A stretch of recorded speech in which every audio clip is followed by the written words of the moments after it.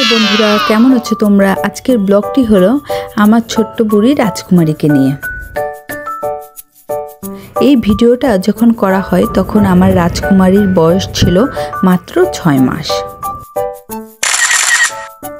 কেন জানি খুব মন চাইলো আমার রাজকুমারী 6 মাসে কেমন ছিল তা তোমাদের সাথে শেয়ার করি। 6 মাস বয়সে রাজকুমারী কিন্তু পুরোপুরি বসা শেখেনি, কিন্তু উপর হতে পারে। সেই সময়টায় আমার মামুনি অনেক গুল্লু মুল্লু এবং কিউট ছিল, দেখলেই খালি মনে হয় চটকু পটকু করে দেয়। অবশ্য বুড়িটা এখনো অনেক বেশি কিউট। আমার রাজকুমারী হলো আমার পুনর্জন্ম। আমার অনেক দিনের স্বপ্ন ছিল আমার একটা কন্যা সন্তান হবে, আর ওকে দিয়ে আমি আমার সকল অপূর্ণতা ইচ্ছাগুলো পূর্ণ করব। যদিও চেহারাটা ওর বাবার মতো নিয়ে এসেছে, তা হোক, কিন্তু আমারই তো মেয়ে। আমার মামুনি রাজকুমারী। ঈশ্বরের কাছে অনেক চেয়ে চিনতে কেঁদে কেটে তোমায় পেয়েছি।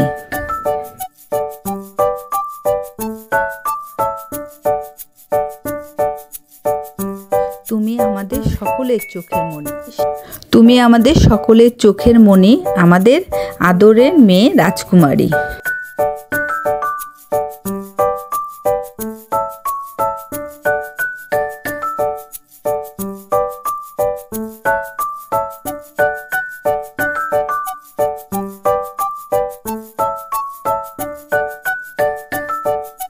মেয়ে বাচ্চা হলেও কিন্তু ও 8-10টা মেয়েদের মতো চুপচাপ শান্তশিষ্ট নয়। ও কিন্তু অনেক দুষ্টুমি করে এবং সে কিন্তু পুতুল এবং খেলনাপাতিল দিয়ে খেলে না।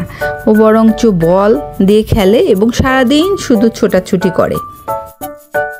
এই বয়সে ও দাদাদের সাথে মারামারি করতে যায়, ডিগবাজি করে, আরও কত দুষ্টুমি করে।